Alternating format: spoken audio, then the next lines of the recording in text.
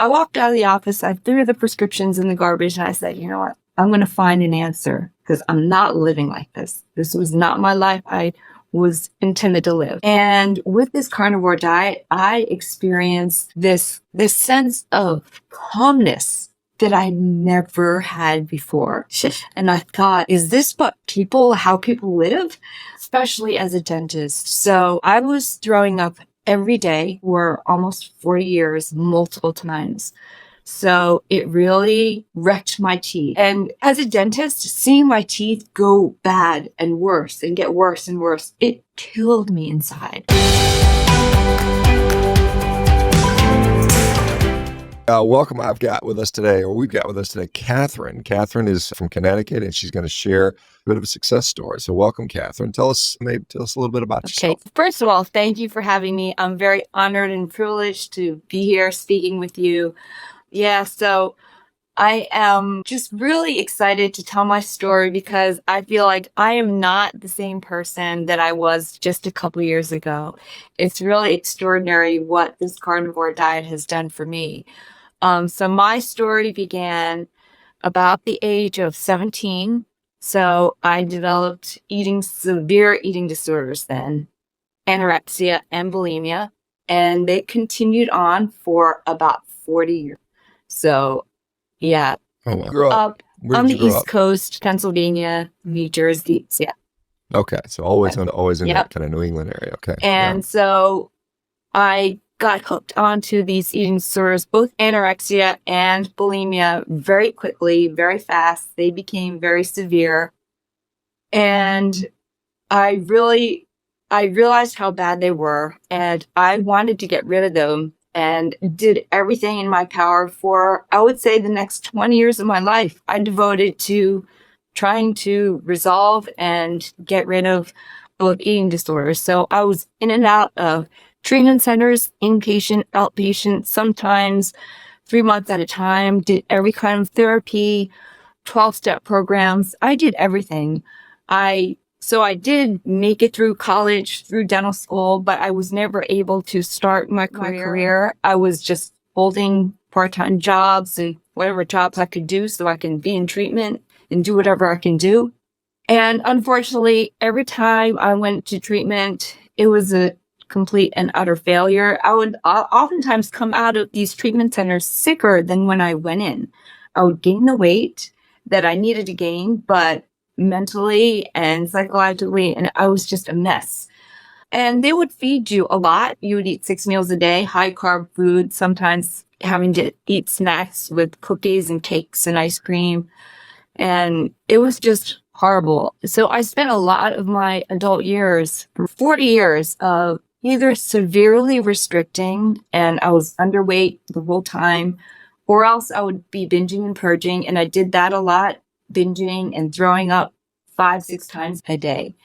This continued on for a long time, and I just kept going into treatment after treatment, failure after failure. And so after about at least 20 years of doing this, I finally decided that I devoted so much of my life and did everything that I could possibly think of trying to get through this and trying to get better. I made a decision. I was no longer going to waste my time and energy devoting myself to my therapy and treatments. And I was just going to forget about it, try to live with it as best as I can and get on with my life because I really wanted to live. I did want to live. And so I gave up all therapy and I just started to live with these eating disorders. And they were severe. I was very malnourished, very underweight, and binging and purging every day. So this was how I led most of my adult life. And then several years ago, about 3 years ago, I started to develop very intense gut issues to the point where it was difficult to eat. And I wasn't able to keep food down. It was horrible. I started losing even more weight, not even intentionally, not with the anorexia. And I visited multiple doctors, specialists, and they just were giving me medication to help with the symptoms, the pain, the diarrhea, and everything. And this went on for a while, and they just didn't give me answers. And so the last doctor I saw was a gastroenterologist. I said, can you just give me some more, try a new diet or something? And he looked at me and said, you know what? It's not your diet. You just need to learn to live with this and take this medication to live with this. I walked out of the office. I threw the prescriptions in the garbage, and I said, you know what? I'm going to find an answer because I'm not living like this. This was not my life I was intended to live. So I just started researching, Googling, and came upon these crazy things like the carnivore diet. And I came upon these YouTubes. I came upon yours, After Berries, Steak and Butter Gang. And I just was spending hundreds of hours just teaching all these things. And it was really crazy because they started saying, you can get better. People were healing, like not just getting better, but really healing from these diets or gut issues. And at that point, I was practically a vegetarian then. And I thought, I can't do this. This is like all meat. Like I don't even eat meat. How is this going to work? But by then, my physical condition was really bad. I felt myself losing more and more weight every day. And it got to the point where everything was painful. Moving was painful, walking. I was working at that time, but it was just so hard. So it was to the point where I felt my body and everything deteriorating more and more. And I saw myself dying. I felt my body dying. I felt like if this was going to continue, that was going to be the end. So I just said, you know what? What do I have to lose? I'm going to try this. I'm going to try the carnivore diet and just see what happens. And I got onto some support groups for the carnivore diet, and I went all in 100%. And I tried it. And within a few days, I felt like I was able to digest some food, was starting to eat better within a few days. And so I thought, let me just keep this on. Maybe do it for a few weeks and see what happens. And I did, and I started to feel better and better. And what was really the most amazing thing was that my eating disorder symptoms, I was still binging and purging every day, just started disappearing. I no longer felt the urge to binge and purge. I was eating better, getting the nutrients my body needed. And in the past, just to go one day without severely restricting, binging and purging, it was a miracle to make it through one day. And here I was, all of a sudden, it was 2-3 days. I wasn't doing it. And then a week passed. And within a couple of months, I completely stopped my bulimic behavior, 100%. And it wasn't even white knuckling. It completely was gone from my life. And even the anorexia, putting on weight was always the biggest hurdle. And I started putting on weight and a lot of muscle too that I never had before. And so I became a lot stronger. I made a goal. I was going to hike Mount Washington, which is the highest mountain on the Northeast. And I was able to accomplish that. Got stronger, put on muscle, and it was just really like a miracle that I was able to turn everything around. But it wasn't only that. I think more than the physical, it was the emotional and mental healing that occurred.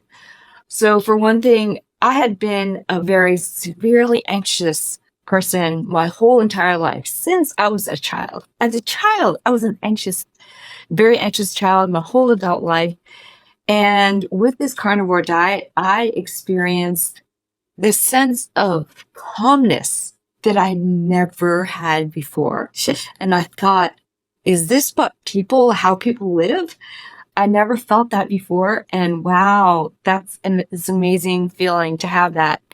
But it's not only the calmness, it's the mental healing, because when you live a life with eating disorders, it's constantly having to live with the lying and deceit and guilt and shame.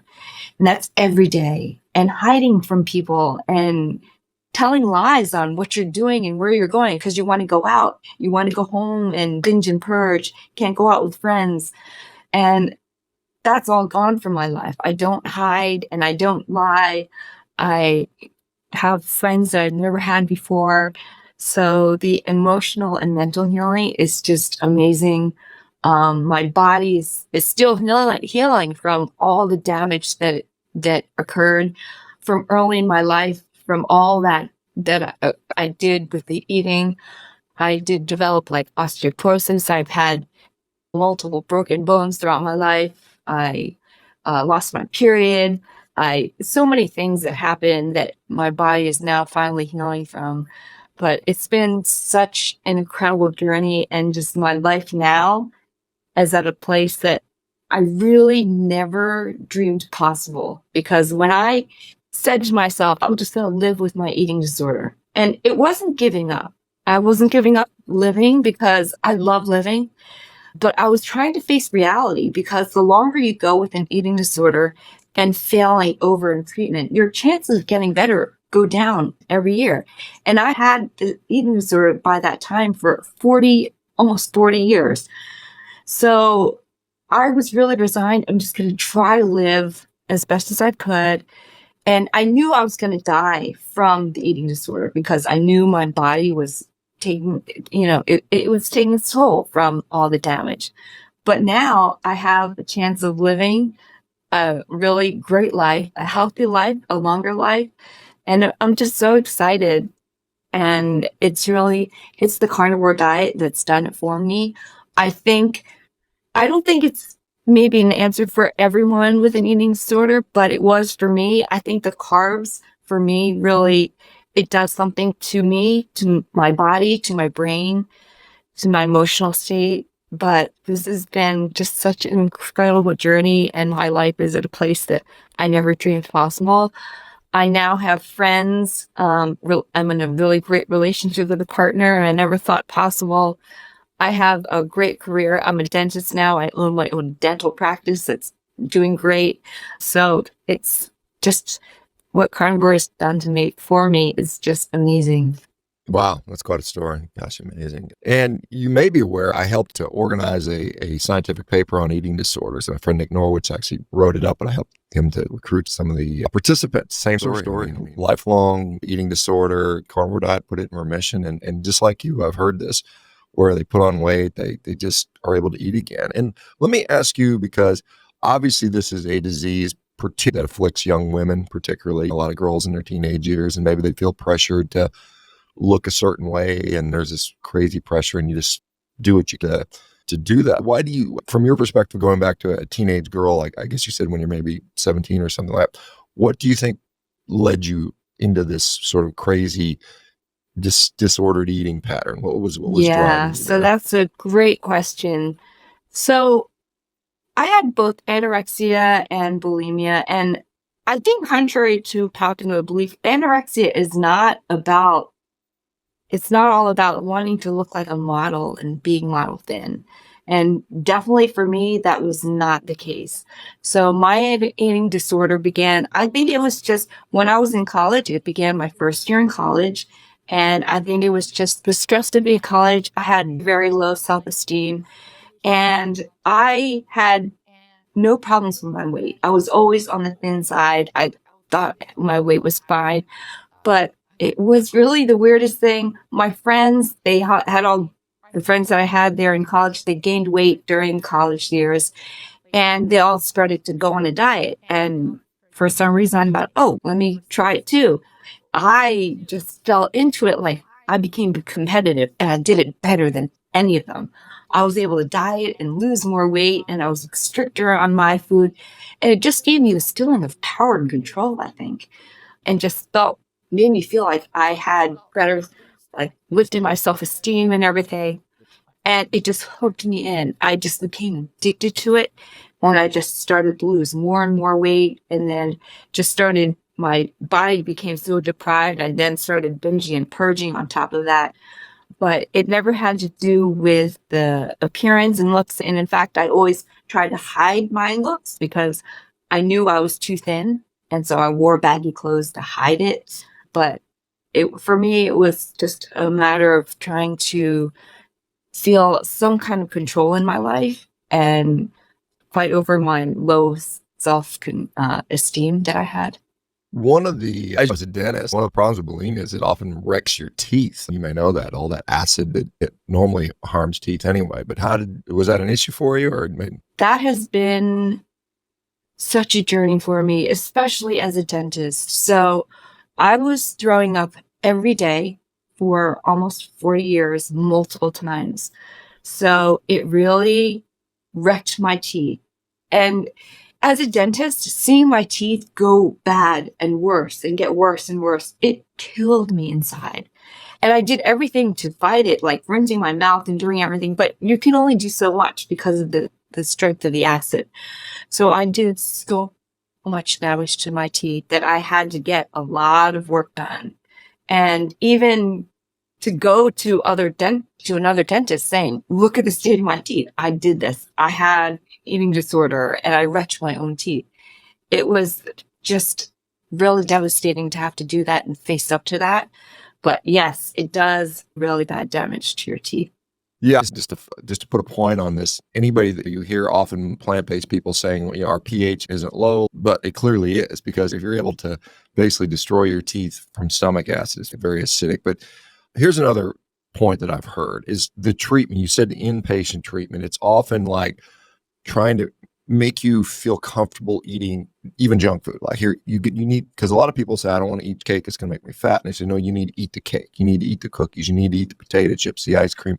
They force that upon you, and desensitization training. That's the standard of care, as I understand it. That's what they do, is they make you eat everything. So there's no bad foods. At typical dietitians, there are no bad foods, when the reality is there's a lot of bad foods, quite honestly. What about, did they encourage you to eat lots of steak while you were in these in places, or was that also, no, you should eat everything, steak is still bad? Or what was that? Did you remember that from when you were inpatient? Okay, those inpatient treatments were, I'm getting emotional just thinking about them. They were horrifying. They were horrifying because you were forced to eat 6 times a day, 3 meals and 3 snacks every day. And you didn't really have a choice. You just had to, maybe they gave 2 options. And so you had to eat it. You had to finish your meal. And they were just, no, you didn't get steaks and things like that. And the snacks were always high carb because a lot of the patients were anorexic. You had to put on weight. So there were a lot of high carb sugars, cookies and cakes and things like that. They wanted you to, get used to that kind of food. It was traumatizing to have to eat that kind of food. And they were trying to get you conditioned to eating normal food, but it really, something about those high carb foods really did something to me, because when I went into those treatment centers, it was always 100% voluntary. I was always so determined and motivated to get better. I knew I had to put on weight, so I was willing to accept that.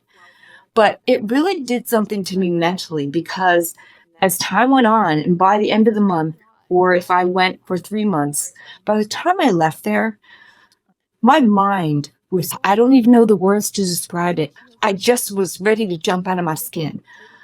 I was so anxious, and my anxiety and my desire to go out and lose the weight and start binging and purging was almost worse than when I started the treatment. Every single time and that happened every single time.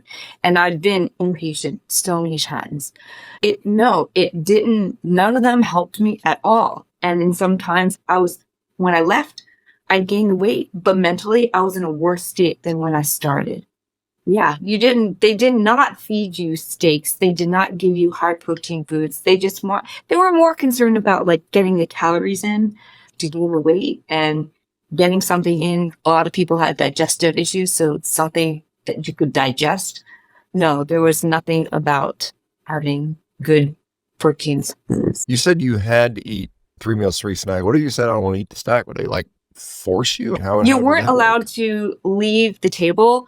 And what you mean? You weren't you can't get up. No. It's like you're a child and you at the table. You would get punished. Yeah. You couldn't go outside for your little exercise walk. At one time, it's embarrassing. I fought with the staff, and I actually had a fight, and I punched them and everything because I didn't want it. I didn't want to eat it.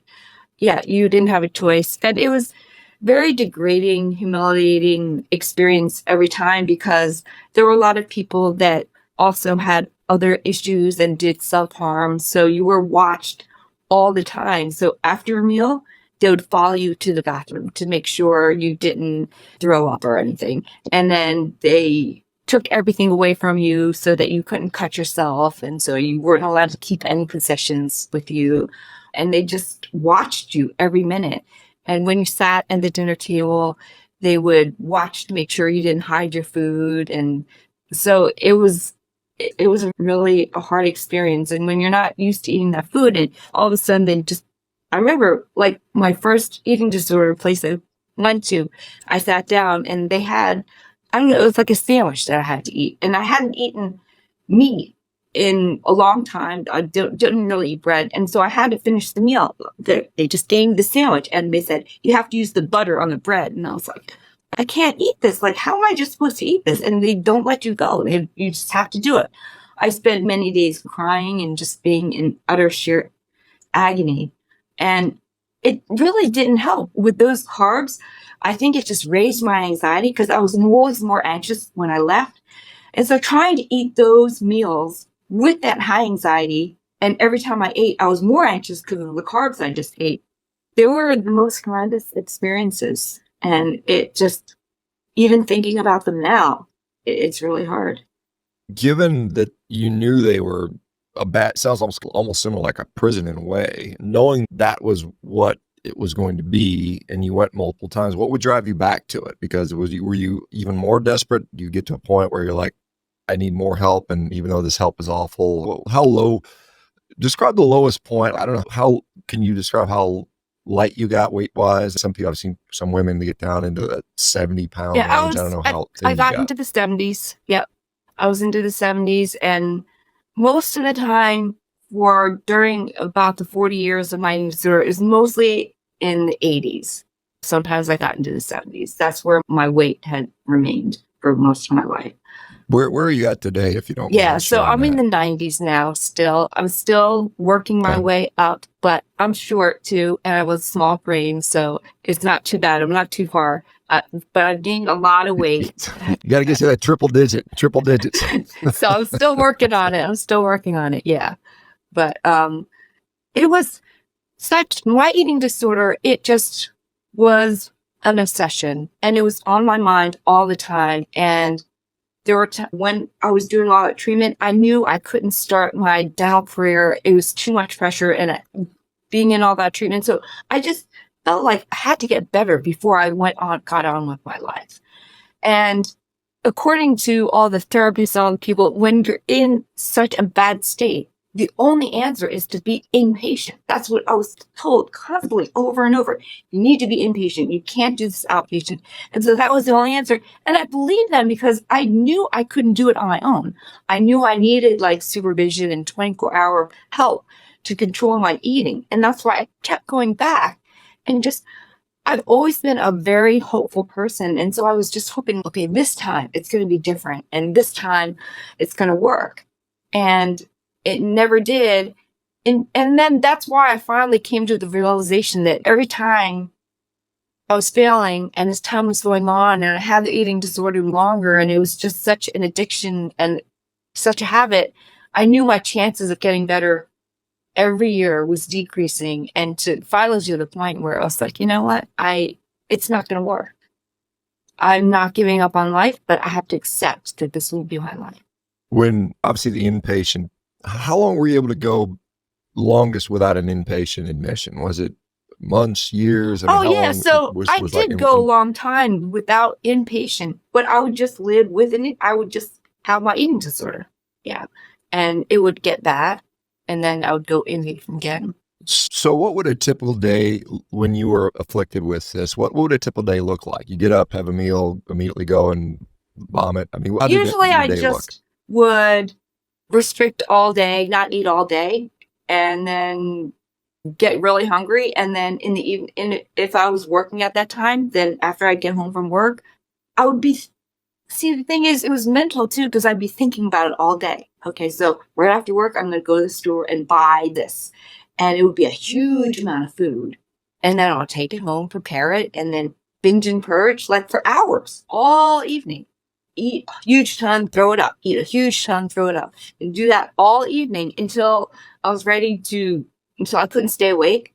And then I would go to sleep and it would start again the next day.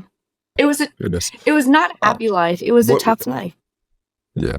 What type of food were you eating when you were, was it just, So I don't know. if I knew I was going to be keeping it down and not throwing it up and just eating it, it was very low calorie, but I tried to eat something that had a lot of nutrition or just a lot of vegetables, something that had nutritional value but low calorie. But if I knew I was going to be throwing it up, I'd just eat some just high calorie, high carb food, whatever it was. Okay. So to get nutrition, you ate vegetables Right. because we're taught that vegetables are Right. where all the nutrition is. And ironically, they tend to be less nutritious than Right. we think they are in my view anyway. So let me just support around you at that time. Did you have family, friends, anyone that could, I don't know, how do you get through life? I didn't have any support.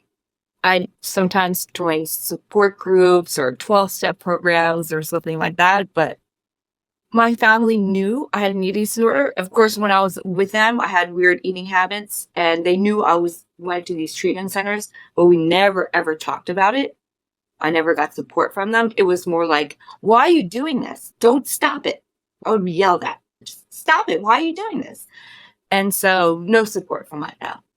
And yes, we didn't talk about it. I had no friends that I just closed this to that I got support from. So no, I had no support. And I had therapists, but I wouldn't really consider that a strong support for.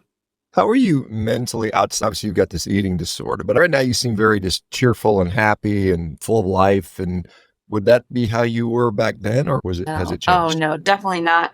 I was always very shy, even before my eating disorder. So I was very shy, very anxious. And then with my eating disorder, it was all about hiding and lying. So I lived with shame and guilt and this big burden all the time. It was hard. And I'm the type of person, I like to be active. I like doing things, but I would plan something and then all of a sudden I'd be like, well, no, I feel like I need to binge and purge. So I'd cancel out on doing things. And it was hard. It was so hard because I would spend hours every day binging and purging. So just to get through college, to get through dental school, to get through all these things, it made it so much harder for me. And then to do it without support because I didn't have any good relationships. I couldn't. You can't have a good relationship when you're lying all the time. And so I didn't have good relationships. But that's why I feel like that's how my life has turned around in the biggest way, because now I have a lot of friends now. I don't lie anymore. I don't have that shame. And my life is I'm not being like fake cheerful. I am really happy in my life now.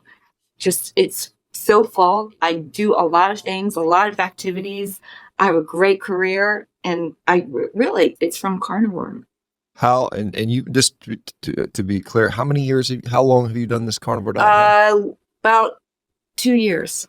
2 years. That's a remarkable change in that yeah, short of time, really. Think about it. It's when you started, let's go back to when you started carnivore again, because obviously that's a leap of faith in many ways. There's no long-term Right. studies on carnivore, as people continually remind us, and probably hadn't eaten a lot of particularly red meat, I assume, over the years. Probably, maybe you were even trained to think it was bad for you, which most of us have been.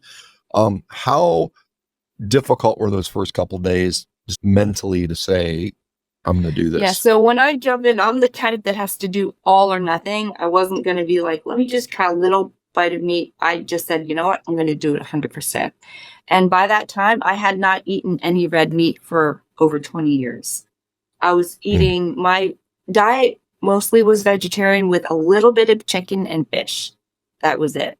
That's a healthy diet. Right. That was such a healthy diet. That's what we're supposed to eat. Right. Yeah. You know what? But I wanted to give it a try. So I did. I just went right in and had red meat from the start. And I did have some red meat and some fish too. And I remember it tasted really good. I was so amazed how good everything tasted. And I joined a support group, Chicken Butter Gang, from the start, and they gave me a lot of support for it. And so it wasn't, I just said, I just had my mindset, I'm just going to do it, just do it. Just maybe 2 weeks. And so I just jumped in and did it. And it wasn't that bad. I think my body was so hungry for that food and it tasted so good, it made it okay. And I was able to finally eat. And for the past several months, it was really bad. I just couldn't no longer really eat anything. Yeah, I hit such a bottom that I guess that it wasn't that I just put my mind to it and did it.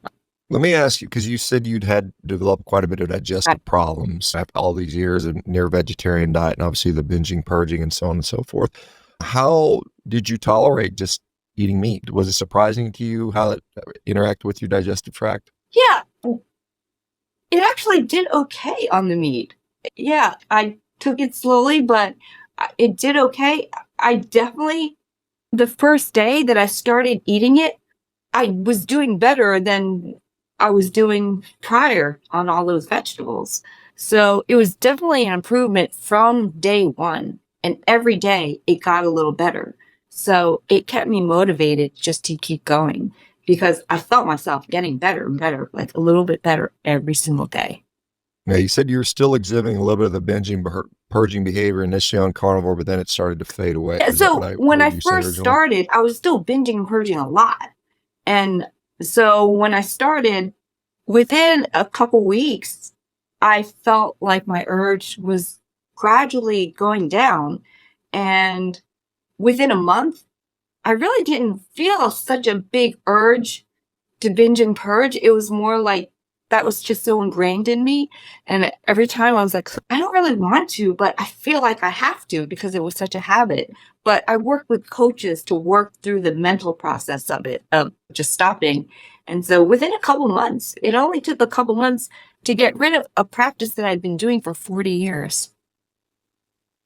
It is amazing. At what point did you say, this is different than anything I've ever experienced, and I think I can finally beat this? And what did that feel like when you said, holy cow, this is like... It was pretty early on when I realized that I really didn't have those urges to binge and purge.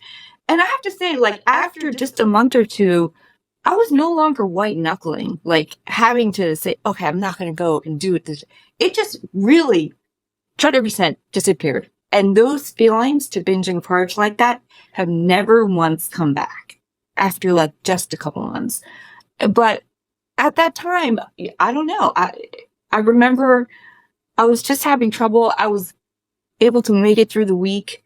And then the weekends, I was like, okay, I'm just going to do it on the weekends. So I was just binging and purging on the weekends. And I worked with coaches, like they were saying, maybe you could just fast for a day or something. And then I remember saying, but I have an eating disorder. I'm not allowed to fast. And so one of the coaches said, just, you know what? Let's give it a try because you're having trouble on weekends. And I did that. And that's what got me over the hump. I just fasted over that weekend. And after that, I realized, you know what? I just made it through a whole week. I didn't have to binge and purge over the weekend. And that's when it hit me. You know what? I don't think I ever have to do this again. And I can't tell you how my life has just changed since giving that up, because the amount of mental energy that goes into that every day, planning, and then the time that it takes up on actually binging and purging every evening, all through the evening. Now I can put that mental and physical energy and time somewhere else. And so my life is full of fun activities now and just getting on with life. And I feel now I'm 56 and I'm starting my life now in my 50s.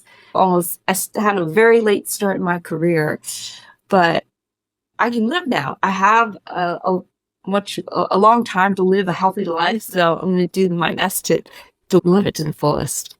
Yeah, I got to tell you, hearing stories like yours and others is why I do what I do. This is honestly, and I think it would be nice if every inpatient eating disorder clinic would listen to this story because it's so incredibly powerful. And it's just, gosh, I just feel sorry. As you probably know, anorexia has a high mortality rate. There are a lot of women that end up starving to death or something happens to them because of this eating disorder. And it's so hard to treat.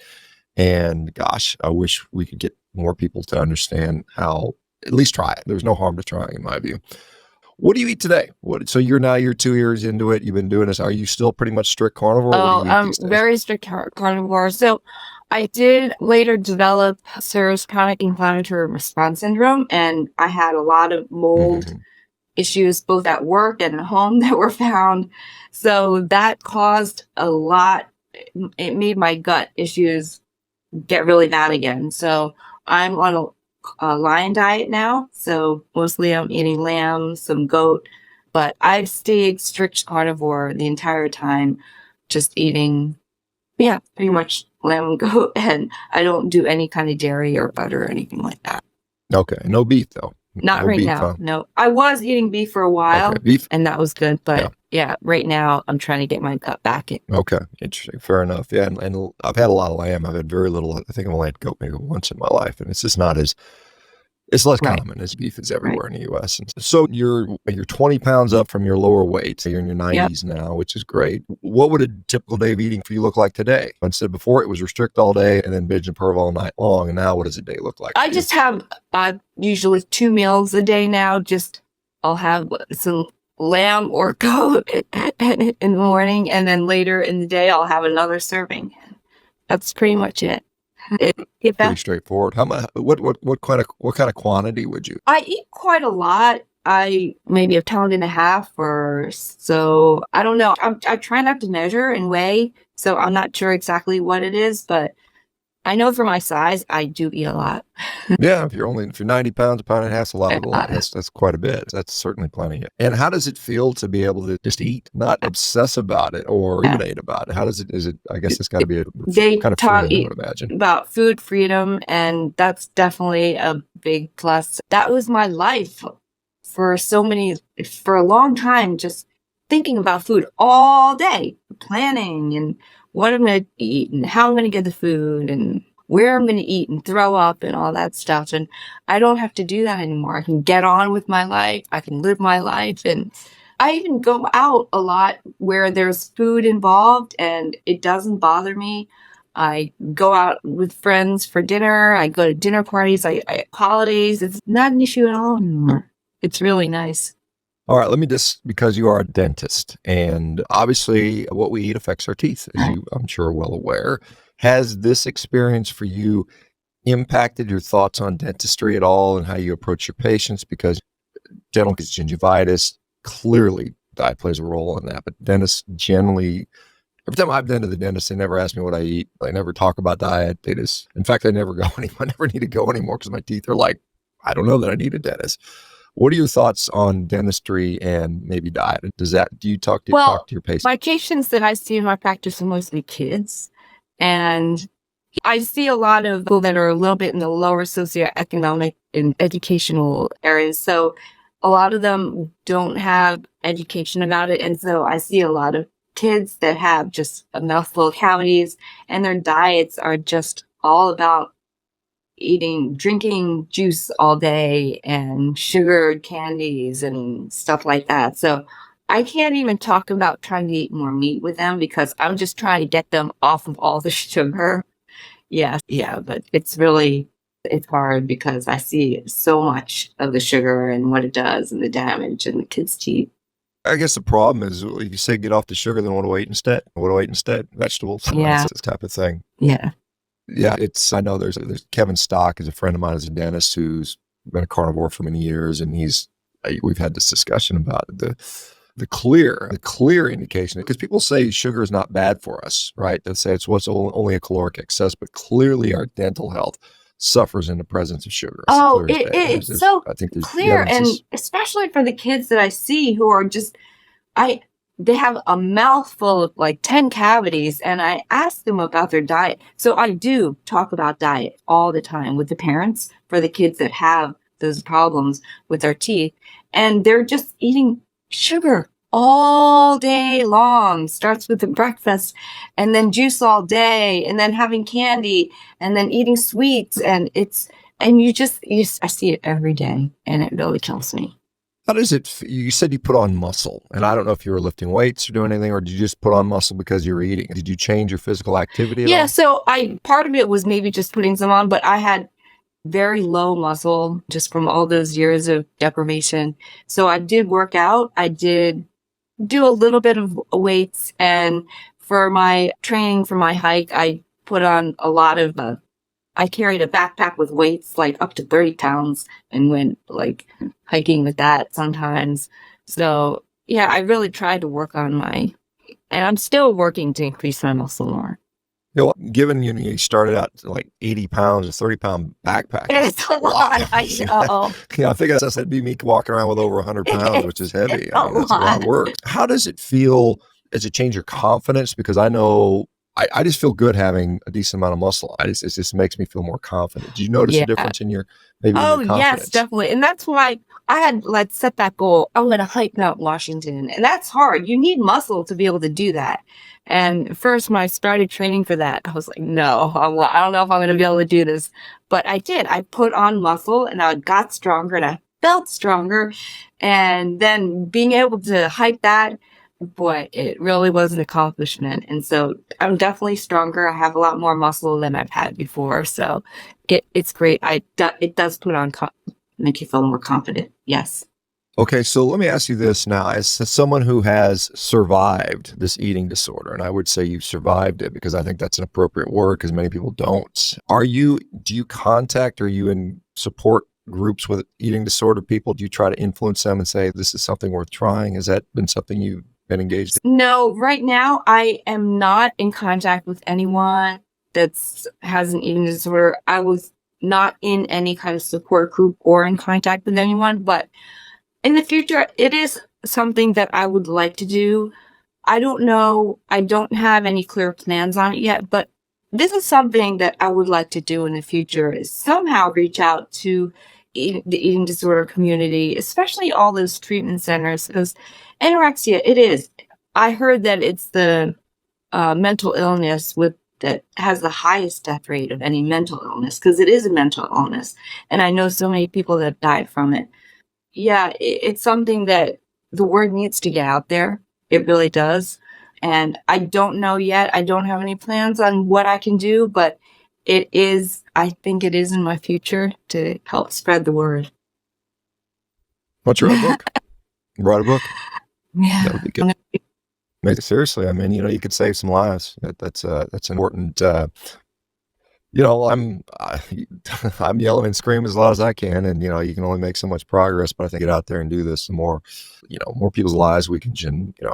I think if we've got, because I look at you now, you're smiling, happy, you're fun to be. Lying and depressed, it's better for society when there's more happy people, in my view. So you said you made Mount Washington. Do you have any other sort of goals or plans for the short term or long term? Oh, I don't know. I don't have any big goals right now, but I still do a lot of hiking. I'm always planning events with friends or to travel, and I just moved my dental practice, so I'm trying to set that up right now. And I have a lot of things going on in my life. I just threw a huge party for myself, celebrating my newfound happiness. So I do not lead a boring life at all. And yeah. Good for you.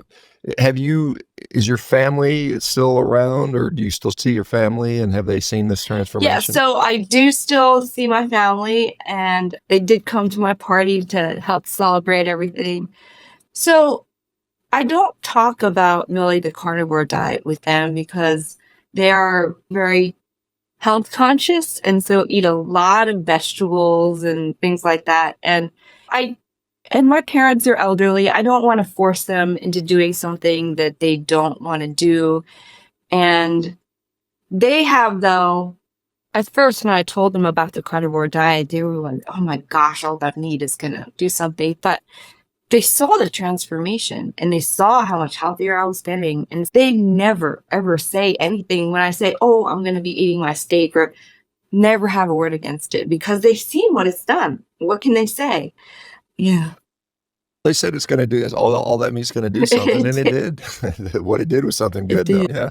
Yeah, that's amazing. Gosh, what if you could, obviously the answer is probably obvious. If you go back, does it feel, are you a little bit angry of the fact that you spent, gosh, 40 years inpatient treatments, just getting the wrong treatments? And had you discovered this in your 20s, you would have had a lot more years of probably joy rather than suffering. Yeah. I don't think that way. I can have regrets that why did I even start this eating disorder? Or my journey was my journey, and there was a lot of suffering. When in the end, I made it through, and I found success, and I found a way to cope, and hopefully we can teach this to others. So no, I don't live with regrets or with hopes like that. I just look to the future that I'm so much healthier now, and I have so many more years ahead of me, and I'm going to make the best of them. A lot of people will criticize and say, "Oh, I can never do this diet because it's so boring, or I can't the carbs or the bread or the pasta or the desserts or something like that." How do you feel about that? Do you feel like what have you ever tried to reintroduce another? Because some people say, "I'll try to reintroduce fruit or honey or sweet potatoes or rice or something like that." Has that ever been crossed your mind to consider that? No, because I've seen what I just feel like the carbs, it does something to me, and it's not worth it. It's not worth it I want to give up the life I have now. And I have a much more boring diet than most of the people on carnivore. What do I eat? For the last 8 months, I've eaten lamb. Okay. Lamb and salt. That's it. So I don't think you can get much more boring than that. But you know what? The trade-off I have on Does it taste? Let me ask Catherine. Does it taste good when you eat it? It's good. Sometimes I think it would be nice if I can have a steak or something instead. But you know what? Look at the trade-off. I get this beautiful life. There's no comparison. Yeah. So there's not ever been a moment when I thought, I just need to if I can just have some potato too with this. I don't want to give up the life I'm living. And then I guess you said you have your full-time dental practice now, which is something you hadn't been able to do before due to the intermittent nature of being put in inpatient time to time. I assume you have a hygienist and assistants and front office staff. Are they like tuned into what you do? Or yeah, are they I don't hide it. So they know, and they're all like accepting of it. But you know what? The best thing is that before my carnivore diet, I was, as I said, a very anxious person. And I would even, if things would come up, I'd get stressed. I would yell at my staff. Oh, haven't you been doing this? Or what's going on? I would literally be yelling and screaming. And I don't do that anymore. Ever. You can't catch me screaming anymore. Even when something very stressful comes up with a patient or something, and there's an emergency, or if someone does something wrong, no one gets yelled at. I just take it calmly. Okay, this happened, and I'm going to deal with it, and let's talk about this. And it's great. I have a much better relationship with my staff, and I think they respect me more, and I get less stressed too because I'm not yelling. But this calmness, this ability to handle stress is so much better, and I just feel better at the end of the day. Yeah, it's good. I had a quote unquote debate with a vegan like 2 days ago, and it seemed like she was yelling the whole time, and I was just trying to I was fairly chilled out. But it does make a lot of people will call it a carnivore calm or a zero carb zen or something. It just seems like the mood is generally pretty good, and you're pretty stable, and I think that's nice to sort of be somewhat predictable. It's been such a major change in my life as someone that's lived with high anxiety my entire life. I didn't know you could feel this way. I didn't know that this was a way that you can exist without that high, like I was like this all the time. That was my life. Since I was a child, I remember being a child being like that, high strung, always like that. And now I've had a very stressful last few months and a lot of things have happened, but it's amazing how calm I've stayed through the whole thing. It's the carnivore calm. Let me ask you, because we have just a couple more minutes left. Did you go out of your way to eat extra fat, or you said you weren't adding butter? It's just pretty much straight up lamb or goat. When you're picking out your cuts of lamb and goat, Do you look for a little bit more fat in there? Or how do you balance I that? eat Or does pretty it high matter to you? fat. Lamb, it tends to be generally high fat, but goat is a little bit less. So when I'm eating goat, I might add, I can add tallow. I do add tallow. So yeah, I do make sure I do have enough fat because if I do notice that if I don't have enough fat, yeah, I don't feel as good. I don't get have as much energy. And that's important. I want to feel good. So I do have pretty good amount of fat. Yeah, and obviously no carbs. You got to get Right. energy from somewhere, and obviously you don't have much body Right. fat to draw upon. So yeah, that makes perfect sense. Are you on social media at all? Do you participate? Do you have any kind of Right do now, any I of that don't stuff? have anything, no. It's definitely a double-edged sword. There's some benefit from it, but there's also a lot of negativity that goes with that.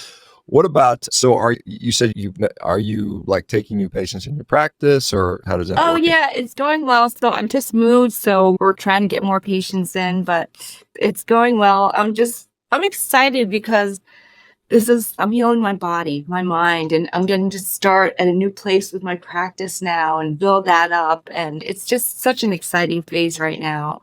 Yeah, my life is just, I don't know.